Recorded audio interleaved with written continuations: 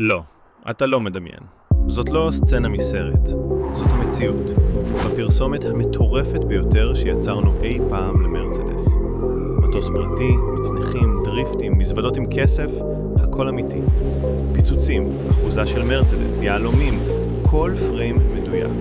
רק דיוק, עוצמה, בלי פחד, כי זו מרצדס. כל תנועה נבנתה כאילו זה השוט האחרון בעולם. הדרמה בשיא, והעיצוב בולע את העיניים. זאת לא עוד פרסומת, זה רגע שלא שוכחים.